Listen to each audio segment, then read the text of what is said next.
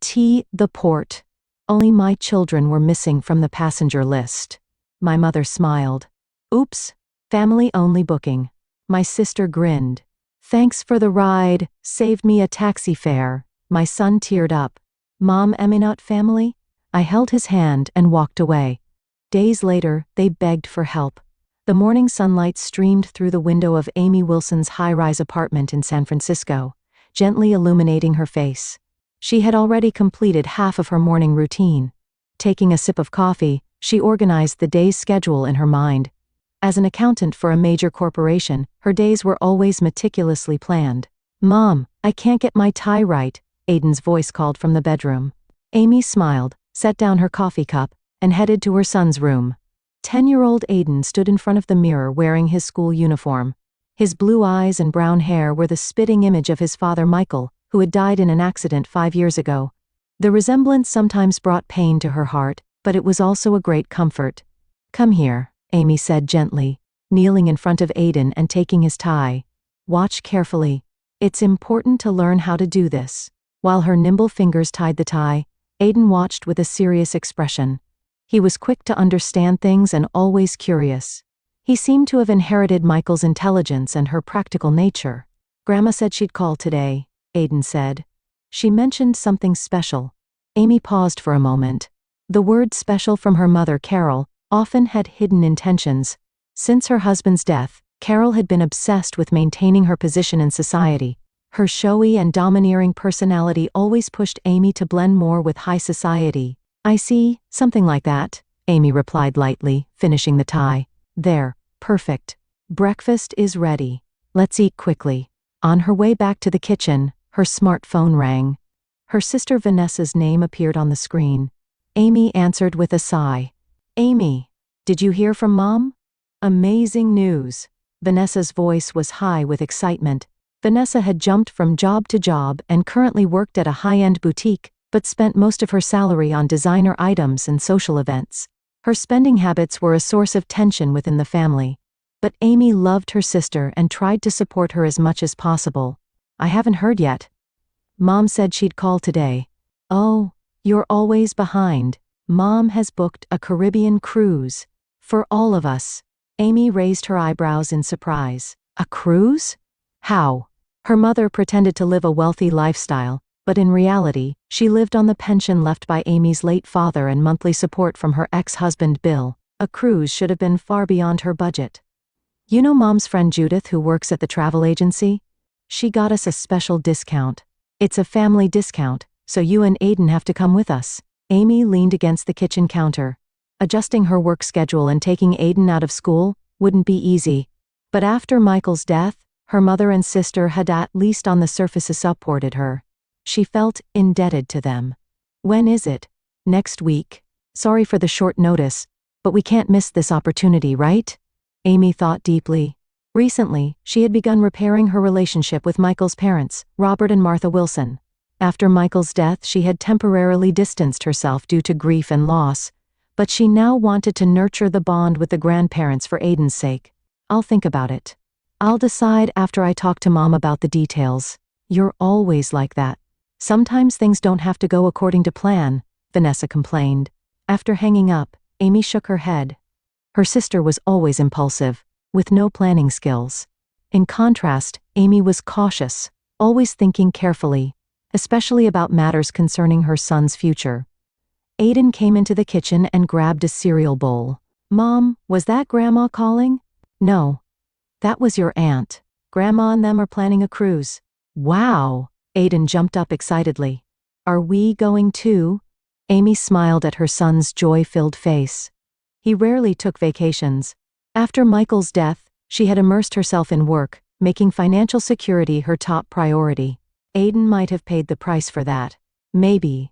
But I can't promise. I need to check my work schedule first. But in her heart, her decision was already forming. Family time was precious. Carol and Vanessa were her family at least. That's what she believed. Amy gazed out the window. She could see the bay stretching beyond the skyscrapers. Somewhere her intuition was sending a small warning, but she ignored it. Instead, she thought about her son's smile and the memories a family trip might create. I'm so glad you could come, Amy.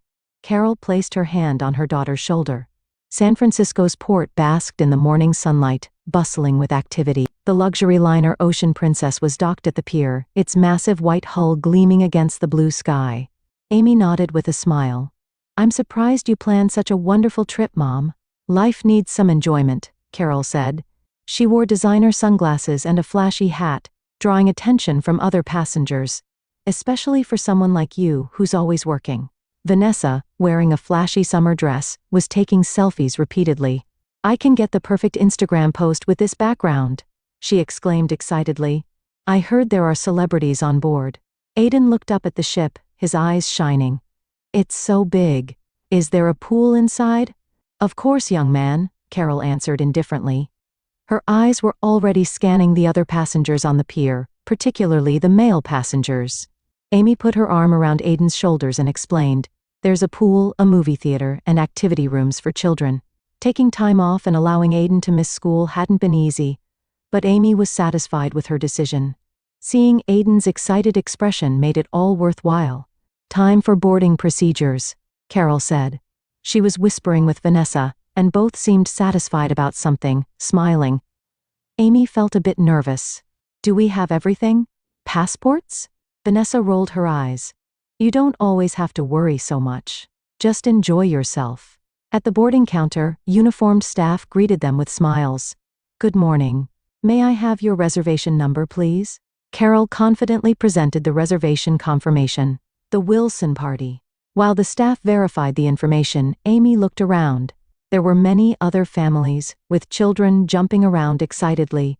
Aiden quietly held her hand, his chest swelling with anticipation. The staff member confirmed their names while handing out boarding cards. Then, he showed a slightly confused expression. It seems I can't find a reservation for Aiden Wilson. Amy's heart skipped a beat. My son's name isn't listed. The staff member checked the computer again. I'm sorry, but the reservation for this party is for 3 people. Amy looked at Carol in confusion. There must be some mistake, right? Carol hesitated momentarily, but quickly covered it with a smile. Oh, sorry. This is a family-only reservation. What are you saying? Amy's voice had anger mixed in. Aiden is my family. Technically, Carol seemed to be choosing her words carefully. This promotion is for adults. Children require an additional fee. Vanessa patted Amy's shoulder. Thanks for bringing us. Saved us taxi fare. Amy froze. The meaning of her sister's words hit her. She looked at both their faces alternately. Carol seemed a bit uncomfortable, but Vanessa was almost proud. You never intended for us to board from the beginning? Amy's voice trembled. Carol lowered her voice. You can board. This cruise is a great opportunity to meet people. You should enjoy it. It's time to start a new life after being a single mother for 5 years. Aiden pulled Amy's hand. In a small voice he asked, Mom, am I not family? His blue eyes shimmered with tears. Amy looked at her son, her heart aching at his hurt expression. Then she looked up at her mother and sister. For the first time she felt like she was seeing their true selves. You. She was at a loss for words. Feelings of anger and betrayal overwhelmed her. Carol checked her watch irritably. Well, make up your mind. Boarding time is approaching. Aiden can wait at the port cafe. He just needs to find his way back home. Or we could send him back to your place, Vanessa suggested. He's old enough to stay by himself until we return, isn't he? Amy felt Aiden's hand trembling in hers. He was desperately trying to hold back tears. Around them, passengers were happily boarding the ship. Families smiling, couples gazing lovingly at each other, and the cold calculation of her family. The contrast was so stark that Amy felt dizzy for a moment. Carol didn't even try to hide her irritation. You've sacrificed enough of your life for the child. It's time to think about yourself a little. Amy took a deep breath, firmly held her son's hand, and silently began to walk away. Amy, Carol called from behind. Are you joking? You're going to miss an opportunity like... Amy didn't look back. In her mind, the address of Michael's parents surfaced. Let's just go, Mom. Vanessa's voice could be heard. She's always been stubborn. We can have fun without her. Amy looked down at Aiden. He seemed confused but didn't leave her side. Where are we going? Aiden asked in a small voice. To Grandpa and Grandma's, Amy answered gently. We're going to visit Robert and Martha. Really? A small light of hope lit up Aiden's face. But what about the cruise? Amy put her arm around her son's shoulders as they walked towards the parking lot. Sometimes the unexpected turns into the best adventure. She didn't look back. But in her heart, something broke, while something else grew stronger. While feeling the pain of betrayal from her mother and sister, she also felt a strange relief at finally seeing their true nature. As she got into the car, Amy looked at the luggage piled in the back seat. Clothes and sunscreen prepared for the cruise, things that should have been wasted. But now, she was taking them to a new destination. Ready? She asked Aiden. Aiden nodded. There was still sadness in his eyes, but there was also trust. He believed in his mother. Amy started the engine. In her mind, she was already planning to call Michael's parents. They would welcome the two with open arms. As she drove away from the port, she saw the huge cruise ship in the rearview mirror. Its white hull gleamed under the sun, carrying her mother and sister away from her life. But Amy smiled. Warm Bay Area sunshine poured down on Robert and Martha's spacious garden. Light filtering through the trees created dappled patterns on the ground, and a gentle breeze carried the scent of early summer. Higher! Aiden's voice echoed throughout the garden. Robert laughed as he pushed his grandson on the swing. A retired lawyer, his gaze still held sharp intelligence. Each time Aiden soared high, Robert felt a warmth in his chest at seeing Michael's resemblance. Martha came out of the house and stood on the porch. As she fixed her silver hair, she watched her husband and grandson. Behind her gentle smile, the sadness of losing her son 5 years ago still lurked, but she found joy in the new bond with her grandson. Aiden, the lemonade is ready, Martha called out. Great. Aiden signaled his grandfather to stop the swing. Grandpa, let's drink together. Robert nodded and took his grandson's small hand. Martha smiled as she watched the two head toward the house. This unexpected visit had breathed new life into their home. In the kitchen, Amy was helping Martha. As she took fruit from the refrigerator, she watched her son and father-in-law through the window. Aiden really seems to like it here, Martha said. Last night was the first time in a long while that he slept so soundly. Amy smiled. Thank you for accepting our sudden visit. Yesterday, when she called from the port, Robert and Martha welcomed them without a moment's hesitation. When Amy explained the situation, their expressions changed to anger, but it was directed not at her, but at Carol and Vanessa. Unbelievable, Robert had said yesterday after hearing the story. What were those two thinking? Sitting at the dining table, Robert set aside his newspaper. I started some investigations this morning. Amy frowned. Investigations? About Carol and Vanessa's financial situation? He lowered his voice. I still have friends in the legal profession. Some interesting information has come up about their debts.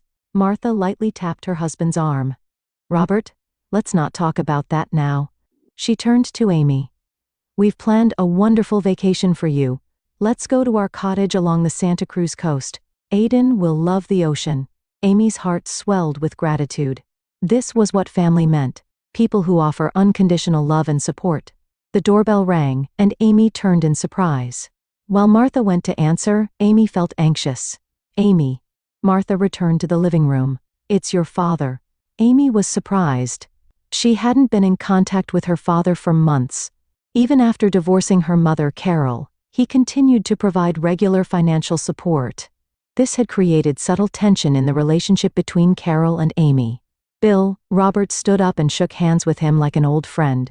The two men had met before, and had built a relationship of mutual respect. I heard what happened. Bill looked at his daughter from behind his glasses. What Carol and Vanessa did. Amy was surprised. How did you know? Martha called me. Bill answered succinctly. He was a man who struggled with emotional expression, but the anger in his gaze was evident. I took immediate action. What do you mean? Amy became anxious. I've stopped the monthly payments to Carol, Bill said calmly. She relied too much on my support. That's what made her become so arrogant. But, Dad, don't worry. Bill sat down in a chair. I've given her plenty of warning. The days of using my money for extravagance are over, especially if she's going to hurt my grandson and you in the process. At that moment, Aiden and Robert came into the kitchen. Aiden, holding lemonade, seemed to be having some secret conversation with his grandfather. When he saw Bill, He hesitated for a moment but quickly ran over. Grandpa. Bill's stern expression softened. He hugged his grandson, seeing Michael in the boy's figure. You've grown. Amy felt a warmth in her chest as she watched her father and son. Around her was family in the truest sense. She was deeply grateful that she had secured Aiden's education fund with Michael's insurance money. The fact that her mother and sister might have been targeting it was painful, but she had protected her son's future. That afternoon, the adults gathered on the porch, watching Aiden play in the garden. I wonder how the cruise is going, Amy thought aloud. Probably not as they dreamed, Robert laughed. From my research, I hear this cruise has special events for single seniors. Carol is definitely on the hunt, it seems. Martha sighed lightly. They'll face the consequences of their actions. Those words became prophetic.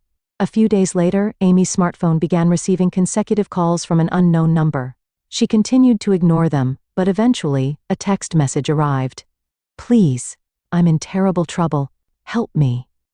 It was from Vanessa. Amy, who had been spending peaceful time at the Santa Cruz cottage, thought about her mother and sister for the first time when she read the message. She watched Aiden catching crabs with Robert on the beach, and debated whether to reply to the message. That night, while Martha was preparing dinner, Amy sat on the porch, gazing at the ocean. Robert sat down beside her. Something seems to be troubling you, he said gently. Amy hesitantly told him about Vanessa's message. Robert listened with a serious expression. They are definitely in trouble, he said. According to my sources, there were some issues on the cruise. Carol received warnings from the captain, and she began to be avoided by the wealthy men she was targeting. Add to that your father stopping his support and Vanessa's spending habits. He shook his head. I think they're in quite a difficult financial situation. Amy was hit with complex emotions, anger at being betrayed, yet love for her family, and concern about the impact on Aiden. What do you think I should do? She asked Robert. Robert gazed at the ocean, silent for a while. That's for you to decide, Amy. Just remember, you can't choose your family, but you can choose how to deal with them. From the cottage, they could hear Aiden's laughter. He seemed to be baking cookies with Martha. Amy took out her smartphone and sent Vanessa a short message. When and where should we meet? The reply came immediately. Tomorrow, at your apartment. Thank you so much. Amy looked at Robert. I need to go back to San Francisco tomorrow. Robert nodded. Let's go together. Aiden can stay with us. No, Amy said slowly. Aiden will come with me. He's a part of the family, and he needs to learn how to face family issues. Robert looked at her with surprise, but his expression quickly changed to understanding and respect. Michael would be proud of you. When the doorbell of Amy's apartment rang, she instantly felt tension running through her body. Aiden sat next to her on the sofa, looking up at his mother with an anxious expression. It's okay. Amy lightly patted her son's shoulder, smiling encouragingly. In the corner of the living room, Robert and Martha sat quietly. They were present at Amy's request. Opening the door, she found Carol and Vanessa looking haggard. Both were without their usual flashy clothes or accessories, and their tired faces had no makeup. Amy? Carol's voice trembled. Her eyes were moist with tears. Thank you for seeing us. Amy said nothing and invited them in.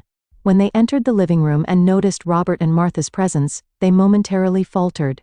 Sit down, Amy said calmly. Carol and Vanessa sat on the sofa. When Vanessa's gaze turned to Aiden, a color of regret appeared on her face. Aiden averted his eyes from her and unconsciously held Amy's hand. First, I want to say, Carol said, wiping away tears, I'm truly sorry. What we did is unforgivable. Vanessa nodded too. We only thought about ourselves. Especially me. She choked on her words. Amy observed the two calmly. Their regret seemed genuine, but it was difficult to judge whether it was due to their desperate situation or true reflection. What situation are you in now? Amy asked. I can't pay the rent, Carol admitted frankly. With Bill's support gone, my savings are almost depleted. After the incidents on the cruise, my reputation has been damaged. I heard you caused a commotion with the captain, Amy said. Carol lowered her eyes in embarrassment. I was a bit too aggressive. Towards a certain gentleman. Mom drank too much and made a scene in the ship's VIP lounge. Vanessa added information. After that, we were avoided by other passengers. And you? Amy turned to Vanessa. Vanessa said, choosing her words. I exceeded my credit card limit. I was fired from the store, and I'm behind on rent. Amy took a deep breath and chose her words. What do you want? A temporary place to stay and a little help, Carol said carefully. Just until we get back on our feet. A heavy silence flowed through the room.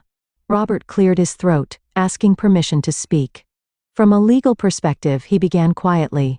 Carol and Vanessa's actions might have elements of fraud. If they intentionally brought Amy and Aiden to the port with no intention of letting them board, Martha joined in. And from a psychological standpoint, the emotional damage caused to Aiden in particular is immeasurable.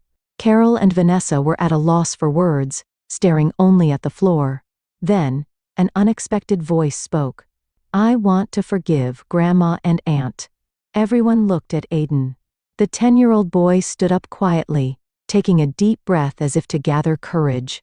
Everyone makes mistakes, he continued. When I lost Dad, I hurt my friends out of anger, but my teacher forgave me. But the teacher said that forgiving doesn't mean forgetting. The room fell completely silent. Amy looked at her son with a mixture of surprise and pride. Carol reached out toward her grandson but stopped midway. I haven't been the kind of grandmother deserving of your kindness. Amy stared at Aiden, then looked at her mother and sister. Complex emotions intertwined in her heart.